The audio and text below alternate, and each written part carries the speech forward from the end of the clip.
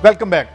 भट्टी साहब, बड़ा ये एक अजीब और दिलचस्प सियासत का हमारा खेल है। बहुत सी बातें की उन्होंने, बहुत सी जो नहीं की वो भी कर गए। लेकिन भट्टी साहब, ये एक तो आप इस्लामाबाद में बैठे हैं, मैं बताना भूल गया, एक इक़्तिदार के शहर में बैठे हैं, खबरों के बहुत करीब बैठे हैं। हम आपसे पूछेंगे, पीपल्स पार्टी को पंजाब में सुना है कि एक रोल इनका बढ़ता नज़र आता है, एकदम से जो है वो पार्टी जिंदा हो रही है। पहले ये शॉर्ट सुन लें, फिर इसके बाद मैं आपसे कमेंट लेता हूँ। सुनाएं जी। ये बताएं, मियां नवाज शरीफ कब अनाउंस कर रहे हैं कि शहबाज शरीफ अगले उम्मीदवार होंगे वज़ीर आज़म के? जब इलेक्शंस अनाउंस होंगे और टाइम पे सब पार्टीज अपने उम्मीदवार अनाउंस करेंगी तो PMLN भी करेगी। मैम, थोड़ा एक्सप्लेन कर दें कि शहबाज शरीफ ही उम्मीदवार बनाए वज़ीर आज़म होंगे या कोई नाम चेंज भी हो सकता है? देखिए, आपको इतनी जल्दी क्या है? भट्टी साहब, अब आपने ये सुना है और जो लहजा और जो चेहरा भी था उसमें माशाल्लाह बड़ी एक डिटर्मिनेशन सी, सख्ती, तुंदी, शायद थोड़ा सा गुस्से का भी उनसे हमें नजर आया है इस सवाल से। तो भट्टी साहब, आपने देखा इसको, जरा ये शॉट आपने गौर से देखा या दोबारा सुनवाऊं आपको? काजी साहब, मैंने देखने से ज्यादा उनका फेस रीडिंग और उसके लहजे में जो तलखी थी ना, जो दुश्मन के बारे में बात करो तो वो तलखी अंदर से आग आती है, वो थी। मुझे हैरत हुई है कि रिश्ते में मेरी इतलात के मुताबिक नवाज शरीफ और शहबाज शरीफ सगे भाई हैं। अल्लाह जन्नत नसीब करे। मोहतरम शरीफ साहब के दोनों साहबजादे हैं, तीसरे अब्बास साहब थे, वो भी रुखसत हो गए। और गालिबन शहबाज शरीफ पार्टी के सरबराह हैं, सदर हैं। इन्होंने इतनी तलखी से जवाब दिया कि जैसे कोई और बस चलता। तो एक तरफ तो इसका मतलब है इन्हें यह भी नहीं पता कि इनके वालिद साहब ने आना कब है। कहते हैं पाकिस्तान में आएंगे तो उनकी ज़िंदगी को ख़तरा है, क्योंकि बरतानिया में मौत का फरिश्ता जाता नहीं। हालांकि मौत तो बरहक है, वो तो जब इंसान दुनिया में आता है तो उसका मुकर लिख दिया जाता है। पहले जब काजी साहब याद है, 1.5 साल पहले हमने प्रोग्राम किया था तो हमने कहा था कि फैमिली में इख्तलाफात है, तो एक मुस्लिम लीग नून के सीनियर लीडर ने बड़ा सख्त सा सवाल जब मुझे मैसेज किया था, तो मैंने कहा मोहतरम वक्त का इंतज़ार करें। तो मरियम साहिबा, मैं आपको बता रहा हूँ, शहबाज शरीफ के लिए जितने रास्ते साफ होते हैं मरियम उसमें कांटे बिछा देती हैं अपनी स्ट्रेटेजी के तहत। और 4-5 लगड़ बगड़ इनके साथ है जो शहबाज शरीफ के खिलाफ एक लॉबी पूरी बना रहे हैं। तो मेरा नहीं ख्याल कि जब तक शहबाज शरीफ सब खुल के मैदान में नहीं आते अपना।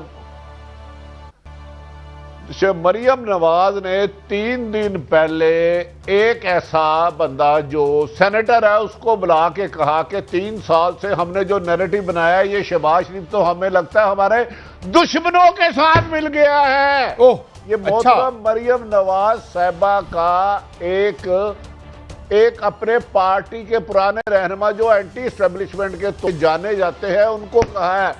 मेरा ख्याल है बहुत जल्द इस सिलसिले में नवाज शरीफ मरियम नवाज शरीफ को मजबूर कर रही हैं कि नवाज शरीफ मरियम नवाज का कोई रोल वाजिया करे।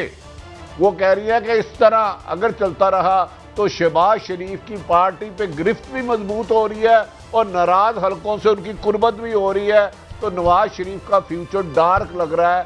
अब ये मरियम ने अपने क्लोज हलकों में इसका इजहार बिल्कुल ओपन करना शुरू कर दिया है। मुझे नहीं लगता ये गाड़ी ज़्यादा चले। अब देखना ये है कि शहबाज साहब क्या जवाब देते हैं, क्योंकि हमिया साहब आप समझते हैं आते ही नहीं बातों में। उनको आपने मीडिया में कोई ज़्यादा गुफ्तगू करते हुए नहीं देखा। वो आएंगे, हुकूमत को तनकीद करेंगे, महंगाई करप्शन पे और साइड पे हो जाएंगे। अब मरियम नवाज साहब का पैमाना कब लबरेज होता है, इसका आप भी इंतजार करें। और कौन मलिक साहब से टेक लेते हैं। मलिक साहब, एक राय ये थी कुछ अर्सा पहले तक कि जनाब ये तो एक रोल तय है, गुड कॉप बैड कॉप खेलना है। कुछ लोग ये दे रहे थे, कुछ कह रहे थे नहीं, कुछ कॉन्फ्लिक्ट भी है। आपको क्या लगता है कि ये गुड कॉप बैड कॉप से काम आगे निकल गया है अब? और अब मेरा सवाल ये है कि आपके पास क्या खबर है, और क्या मीम नून कहीं शीन से तो नहीं निकल रही, बजाय इसके कि शीन नून से बाहर निकलती? भाई साहब इसमें मेरे कमेंट्स भी हैं मगर कुछ खबरें भी हैं। देखिए सीधी सीधी बात है कि नवाज शरीफ ने एक अटैक शुरू किया गुजरांवाला से। ये पाकिस्तान की तारीख में इस तरह कभी हुआ नहीं। आपने सीधा फौज के सामने आगे आपने सरबराह के नाम ले लिए, इस्टेब्लिशमेंट का नाम ले लिया। अब एक छोटी सी बात है, जब आपने कहा इमरान तो हमारी जेब में हम अभी निकाल देंगे, ये कर देंगे, वो भी गया, उसके लाने वाले भी गए, तो हुआ क्या? ये मैं बिल्कुल झटकी जुबान में बात, प्रॉब्लम कहाँ पे आ गई, पार्टी फंस कहाँ गई है? पार्टी अपनी फंदा अपने खुद ही फंस गई है। अब किस तरह फंस गई है?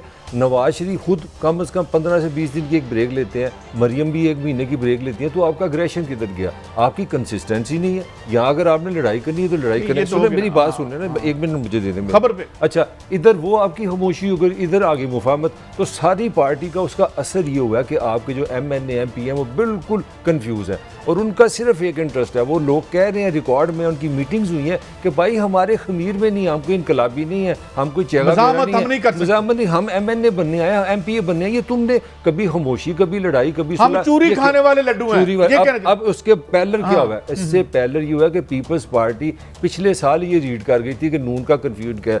पीपल्स पार्टी ने यहाँ किसी अनसीन जगह से ये मार्केट में खबर आ गई है कि पंजाब में 40-50 MNA MPA पीपल्स पार्टी के आए खड़े हैं। तो उससे नून के अंदर एक बहुत बड़ी बहस ये शुरू हो गई है कि यार ये टाइम आ गया, पीपल्स पार्टी में चले जाओ। ये मैं आपको खबर दिया। तो क्या आप ये समझते हैं कि अब रुख जो है वो इलेक्टेबल्स का? इसीलिए देखें सबसे ज़्यादा खामोश आदमी कौन है? आसिफ अली जरदारी।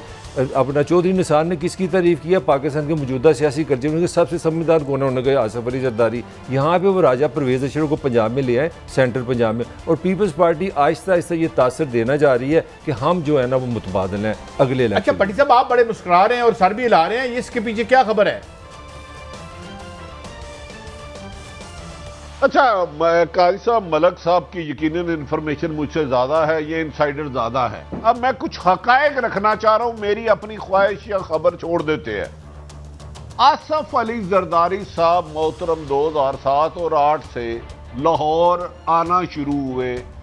इसमें जब वो सदर पाकिस्तान भी रहे और गवर्नर हाउस में उन्होंने जियालों को बुलाया और कहा कि मैं हर हफ्ते आऊँगा और पंजाब को सिंध से ज़्यादा मजबूत बनाऊँगा।